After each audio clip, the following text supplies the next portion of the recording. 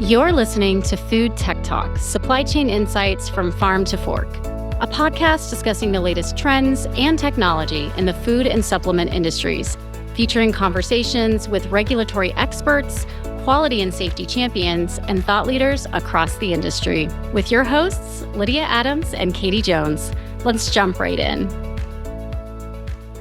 Hello, everyone. Today, we're thrilled to welcome Michelle Brydalski, a seasoned professional with over 25 years of experience in the food industry, specializing in food safety, quality assurance, and regulatory affairs.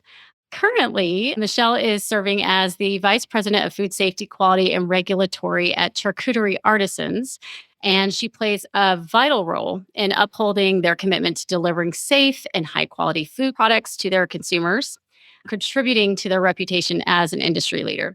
And previously, she worked as the VP of Food Safety, Quality Assurance, Regulatory at Brady Enterprises. And she has also worked as the Director of Suppliers, Food Safety, and Quality Assurance at Rich Products Corporation, and held other quality and regulatory roles at several other organizations in her 25 years, including General Mills and Ready Pack Produce. So welcome, Michelle. Thanks for having me.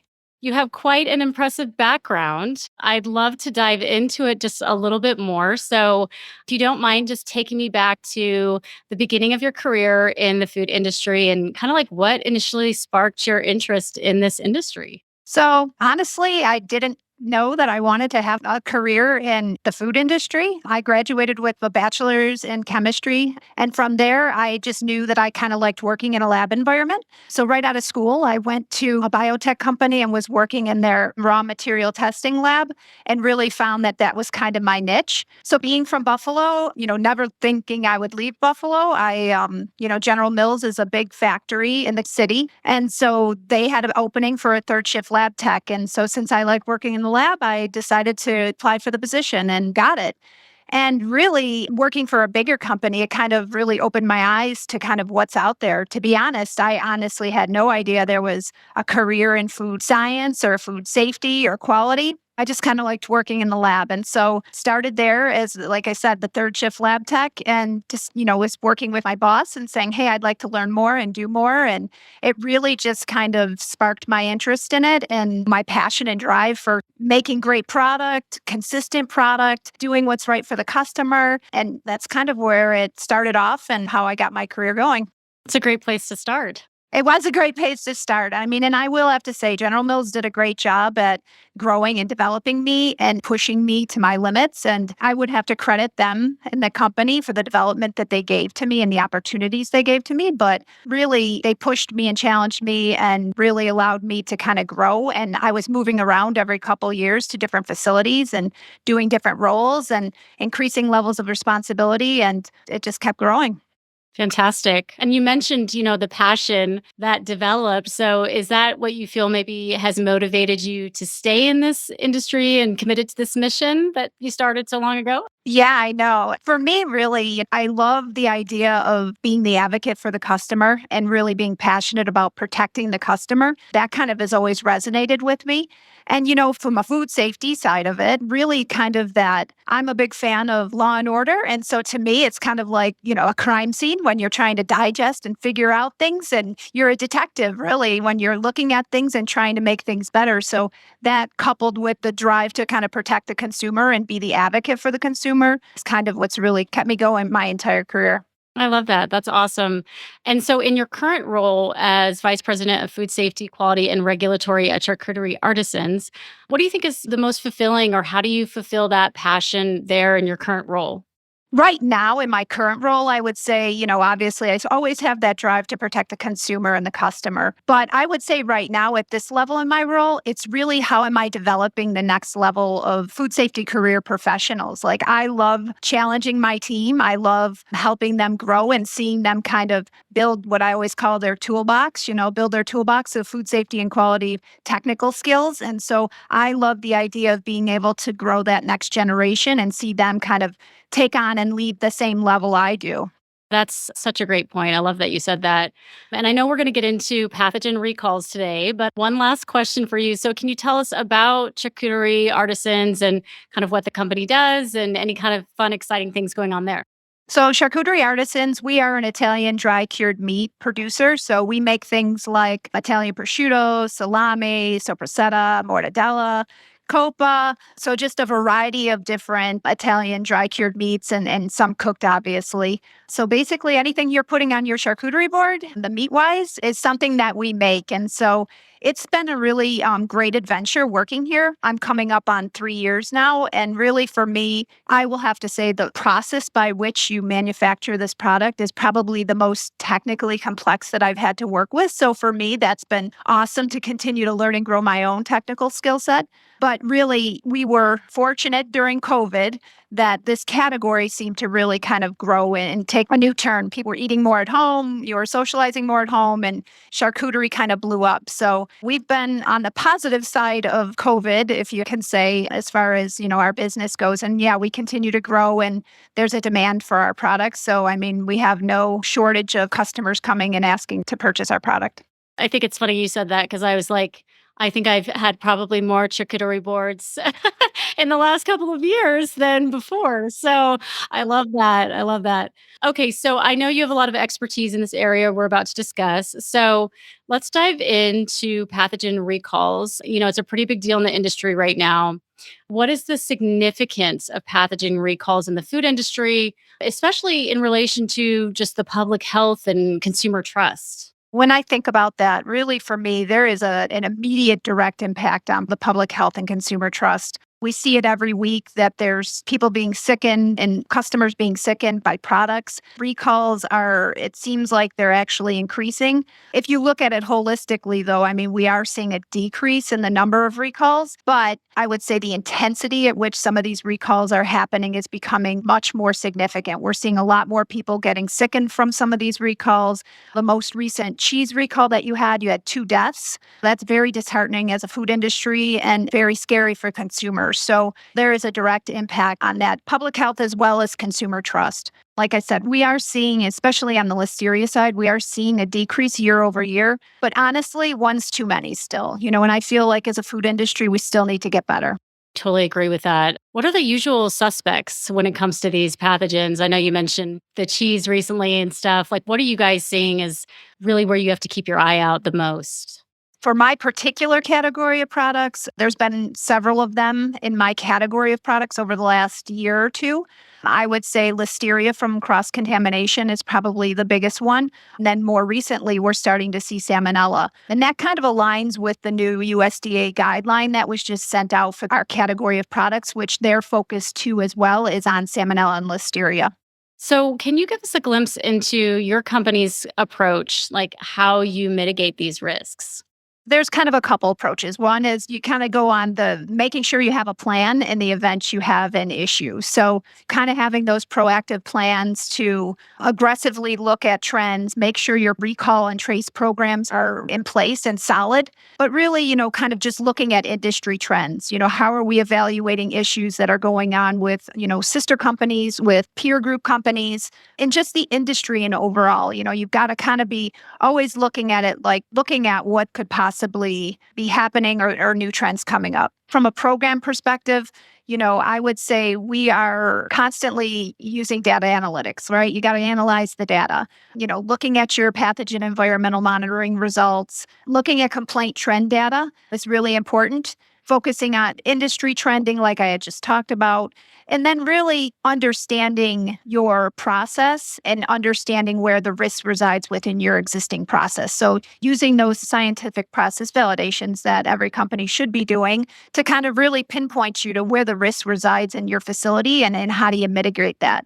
The other thing that I think that we don't focus on probably enough as an industry is really around kind of your ingredient trending, looking at your suppliers, because we're very good at looking at what's in our own house, but we have to think about, there's risk coming in with every ingredient that you're bringing in. And how do you kind of manage those risks? Truly doing those kind of hazard analysis on those suppliers, understanding where their risk resides so that you can either manage it with them or manage it for them when needed.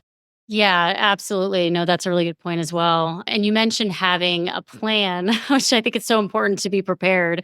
And so I wanted to take us through a little exercise of what happens when the worst does happen and you have a recall, and kind of like what's the playbook that you should start with, and how do you jump into action when that happens?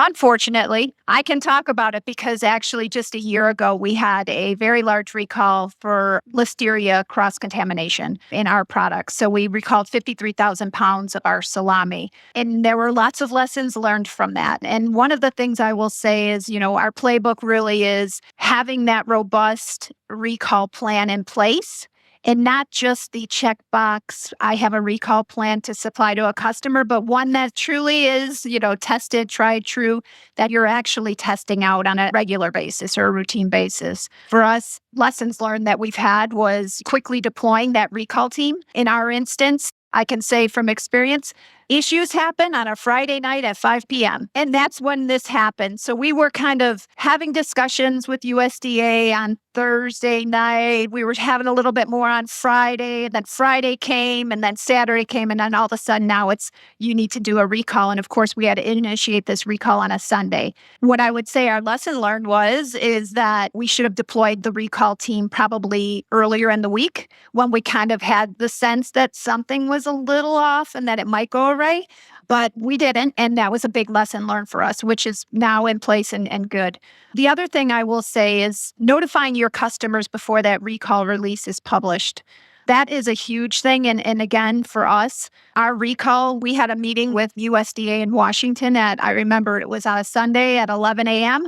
And by 11:45, they were like, "Are you ready to initiate a recall? Yes or no?" And we're like, "Well, we don't want to, but we know we have to." And within 45 minutes of that decision, a notice was going out and our customers were caught off guard. So really making sure your customers are aware beforehand. And then really, I think probably the bigger thing is because a recall is going to happen at some point in everyone's career. Having that plan ahead of time and being prepared and having your written plan very clearly outlined with clear accountability. We always use a RACI, responsible, accountable, consulted, informed. That's kind of how we approach it. But really, it's going to happen to everybody. I think the one thing that I would say is probably missing from the recall plans that I've seen, and even for us, a lesson learned was really around, okay, now the recall's been initiated. How do you handle it after? It's kind of that onslaught, right, of questions. Your customers are calling, your consumers are calling you, people are very concerned, and being prepared to kind of mitigate that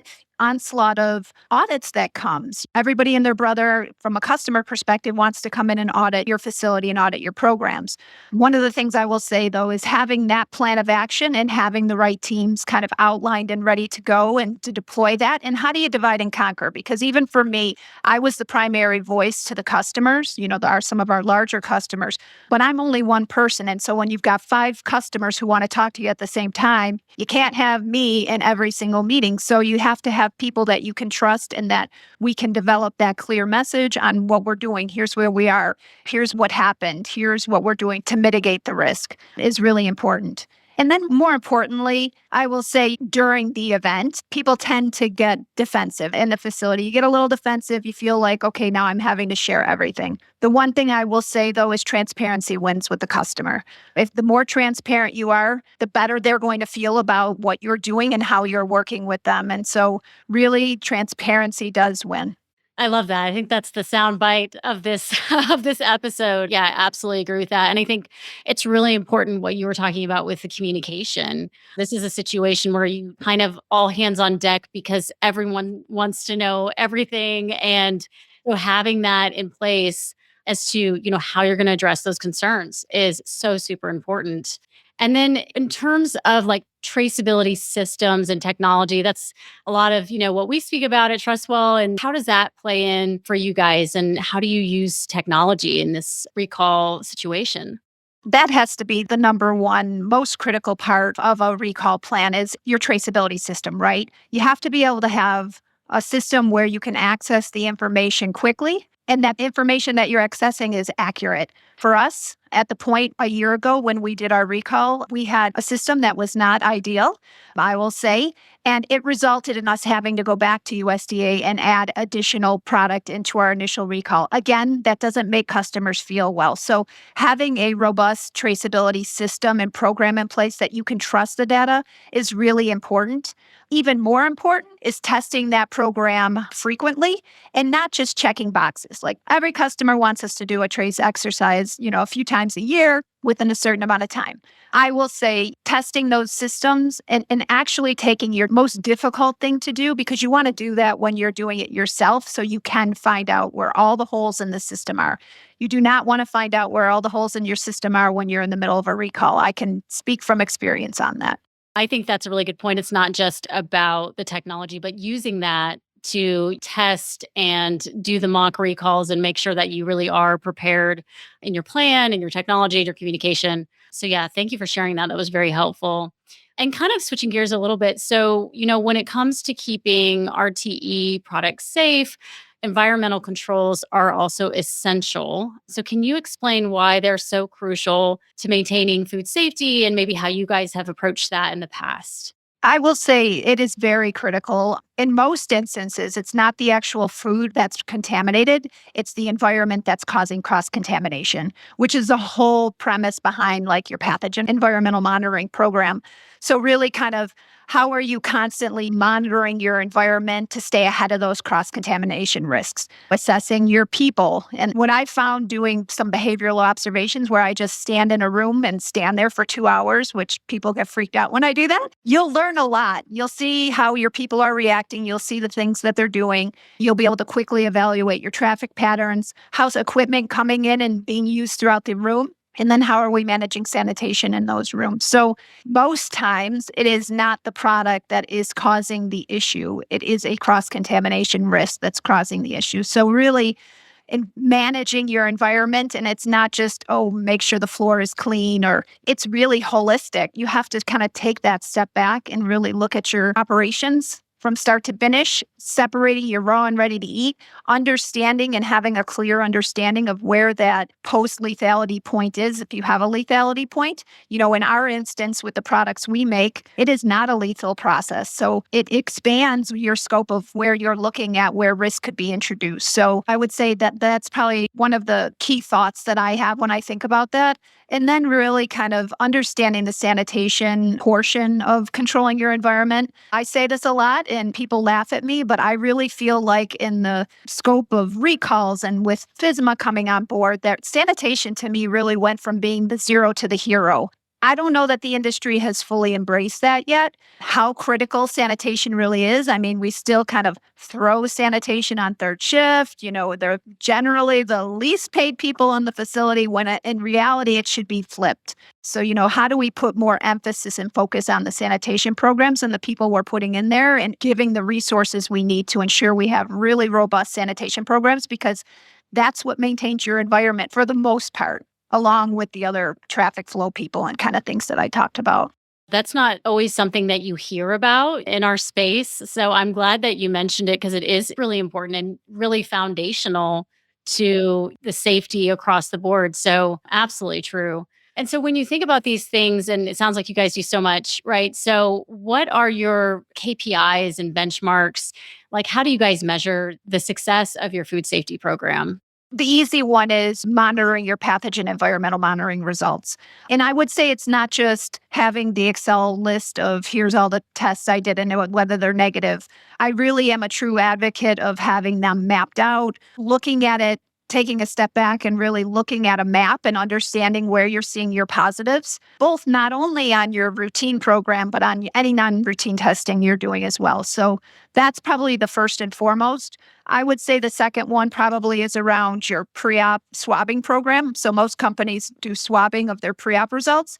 I like the idea, and we do this here at Charcuterie Artisans, where we overlay the environmental results with the pre-op results. And it's interesting because when you see pre-op results trending up, We also see the regulatory results coming over. So it's really eye-opening and really good data to show people who aren't necessarily in the trenches like we are in food safety and quality. Customer and complaint data is obviously another one. You have to focus on those ones, even when it's like, oh, I got a stomach ache when I ate your product. Well, was it really a stomach ache or was there something really going on? And then if you have it, and some companies do finished product testing program results, obviously. So you have to kind of take all those metrics that you're using and overlap them to really give you the story of the health of your facility and where risk resides.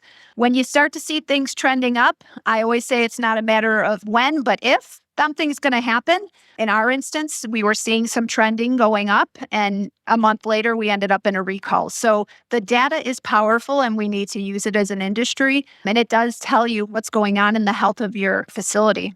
Yeah, absolutely. And I keyed into something that you said about living and breathing this food safety role. That's something that then you have to socialize that data internally within the rest of the organization. How do you partner with the other stakeholders? Like, how do you make sure that everybody's on board with that same culture of food safety? It's a process in every facility that I've ever worked in, really embedding it into the lowest level in the company and even outside of the function of food safety and quality. Having your supervisors in production talk about these things and being aware of what's going on. It is scary to do as a food professional to share and open up all these results because sometimes they're not pretty. It's very nerve-wracking to share some results at times. But what I have found in my career is that, again, transparency wins, right? If you're sharing with the people throughout every function within the facility what's going on, what they can do to impact it, over time they start to learn and then they become proactive where now they're actually advocates for it and are saying, hey, we think we might have a problem over here. It's particularly difficult to train and get people. It's around the whole food safety culture, right? It's hard to build people up to this when they're dealing with something that they can't see. If I was talking about broken glass in a facility because of pay attention to your light bulbs, it's easy because you can physically see the glass. You can't see these pathogens. And so teaching them how to think and behave, and then sharing that data with them so that they can share it with their team and empower their teams to feel like they have a say in it really has been successful for us.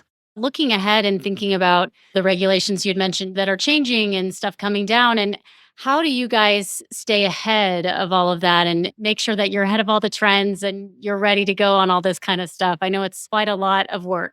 Yeah. Oh, absolutely. My team in general, and actually because we've built a really great food safety culture within the company, we have everybody looking at this stuff, So even just the news posts that go out every single day are things that people can get engaged with and feel like they're in the know in the facility. And then they ask questions and figure out how they can do things. My team in particular, we're involved with trade organizations. We do some networking with some of our competitive partners. We deploy some consultants who are across different organizations to kind of keep our finger on the pulse. I would say we also leverage our microbiology lab that we do, where we're sending all our testing to kind of say, hey, what are you hearing? What are you seeing? Going to conferences. So there's lots of different ways we're doing it. And fortunately, because we have a regulatory agency on site full time all the time, we tap into that quite often as well. So it's kind of a multi-pronged approach to kind of understanding what's going on in industry. And we have partners that we can work with when we have questions ourselves to say, hey, we're hearing this, we're seeing this. What are you feeling? Are you feeling the same thing? What's going on? So it's definitely a multi-pronged approach to kind of understanding and keeping on top of everything. I think you definitely need that. So, what emerging technologies, innovations, gets you excited about the future of food safety? Oh, the super nerdy question. I like it. So for me, I would say, this is like where I get kind of super jazzed up on any given moment when you're looking at new technologies and even new programs and processes. I am definitely a proponent of deploying new digital solutions and technologies to be able to help us grow as an organization and continually improve our processes. We've been experimenting a lot with like phage treatments and biophage, which acts as a competitive environmentally to any of the pathogens that might be growing on, like listeria, for example. We've had some pretty good success with that. We have been doing some experimentation with ozone, whether it's putting ozone in water, doing environmental gas glassing of particular areas, whether it's a large area or a small area that we put on a piece of equipment if we feel like we have some issues. We're doing some hydrogen peroxide mists now that we're having some pretty good success with. So, there's a lot of cool things always coming down. What I challenge my team on, and part of why I ask my team to kind of always be out there looking what's going on, is to say, hey, let's try. Like if we see something, let's try it. What harm can it do? But there's definitely every month something new coming out. I don't think we have a silver bullet on anything. I think any of the times you're approaching, especially pathogens, you're going to have to use multiple tools to kind of get at what you're trying to get at. But there's definitely some cool technologies coming out right now. I actually working with a company whose spectrocidal X-ray something camera. I can't remember what it was called, but it's basically like using a camera in some way to detect different pathogens, which I thought was interesting. I don't know if it's fully developed yet, but I said, yeah, I'll work with you. Like if I can help companies test things and do different things, I'm all game for it. But I think it's not going to stop. I think with our consumers being more aware of what's going on in industry and expecting more from us, we're going to have to continue to challenge ourselves as an industry to continually get better. We can't maintain status quo. And it really requires us to be looking for the next big thing, right? To continually improve our processes.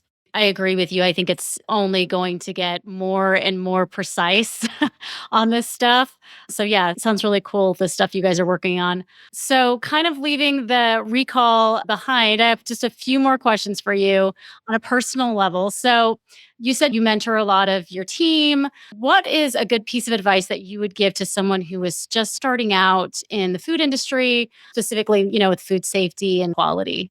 That's a good question. And honestly, it's right up here because at one point I was actually doing a lot of recruiting when I worked at General Mills. I would say the biggest piece of advice is I don't care what degree you have. I don't care whether it's a chemical engineering or a biology or microbiology or whether you're a master's or PhD. Honestly, when you're coming into industry, that's just your admission ticket, right? You have to come in and be humble. Respect the people who are actually working in a facility because they have a lot of good boots on the ground kind of knowledge, right? So there's the science and then there's the practicality and here's what's really going on or here's what I could help you with. What I have found in my career is that when I leverage people in the facility and didn't think of myself as being more than what I was, they were very helpful. They would take me under their wing. They would show me everything. They would teach me, and they have great ideas. Anytime we have a problem in the facility, even when we were working through this recall and trying to assess our environment to figure out where the heck this was coming from, honestly, it was my maintenance guys that I said, I don't want to talk to my engineers. I don't want to talk to you guys. I want to talk to the maintenance guys. And we sat there and we got in the room for 4 hours straight and, not in the room, in the actual processing room. And I'm like, where do you see issues? Where do you think there could be harborage? Where do you think things could go wrong? And they gave the best ideas. So I would say be humble. The other thing I would say is have a really good spirit of curiosity, right? Explore, learn, touch, feel, figure out things. Go online and just search things. Don't wait to be told exactly what to do. Take that spirit of curiosity and go figure things out, and you'll be amazed at what you'll learn. Being told what to do and actually figuring out on your own is much more rewarding. That's great advice. I think it's great advice kind of for anybody, especially starting a new career, but I love that. Okay, one more question for you. So, who out there in the food safety world would you love to go to lunch with?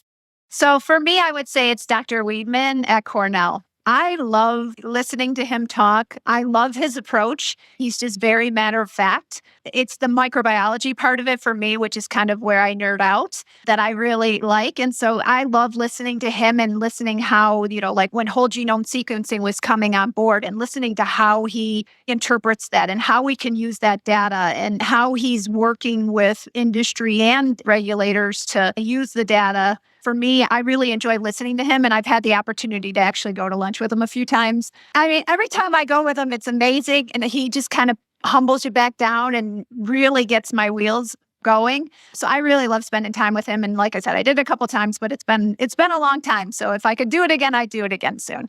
Awesome. That is great. Is there anything else that we didn't talk about that you wanted to share? Any other stories, insights for our listeners?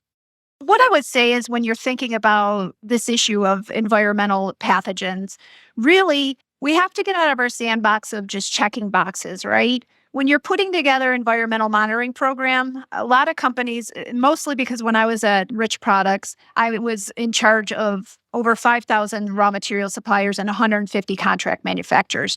They're putting programs in because they're being told to put programs in. We need to put programs in because we want to do the right thing and we want to find things in our facility. We really need to build those programs on a seek and destroy, with a seek and destroy approach. I don't know how many companies that I've gone into when I was doing audits or just working with them, and they'd say, well, we've had no findings for the last 5 years. To me, that's a red flag. I'm like, and I would say that to them and they would kind of be taken back. And really, you should be finding things. Now, should you be finding things every single time you swab? Absolutely not. But you should be finding things occasionally. No processing environment is clean. Every day is a new point in time. And so, yes, you clean and your facility's clean, but the minute people start walking in there or equipment comes in or tools come in or carts come in, now you're introducing the potential for pathogens to enter in your environment. So every day is a new day. So we really need to kind of take that seek and destroy approach to that. I would also say it's not only that, but when we're doing sanitation, when you look at your sanitation program, again, not a checkbox activity, we should be taking the approach of looking at getting our equipment at each sanitation cycle back to basic conditions. So how do you take everything down to the lowest level and maintain it at that level? Because that's when harborages and niches come into play. And then, like I had talked about earlier, I would say I challenge everybody to do some behavioral observations in your facility. Go into an area, and I know we do monthly self-assessments, but go into an area and just stand in one spot for at least an hour. You will be amazed at the risk you will identify quickly. And then that helps you get better and helps you build your programs. And then you can focus on those particular areas that you've identified to help grow and continue to educate your team. And that's the whole spirit of food safety culture. Right. And it can always be improved, right? Yeah, absolutely. It's always a continuous improvement cycle. Thank you for sharing that. And thank you so much for coming on, Michelle. I've learned so much from talking to you. I really appreciate it. I appreciate being on. Thanks to our listeners, and we'll definitely catch you next time on Food Tech Talk. And until then, I hope you have a good rest of your day. Thank you. Thank you for joining us for another bite-sized nugget of Food Tech Talk, supply chain insights from farm to fork. To learn more about Trustwell and its technology platform that connects product formulation, nutrition analysis, and compliant labeling with traceability, recall readiness, and supply chain transparency, please visit www.trustwell.com. Thanks for listening.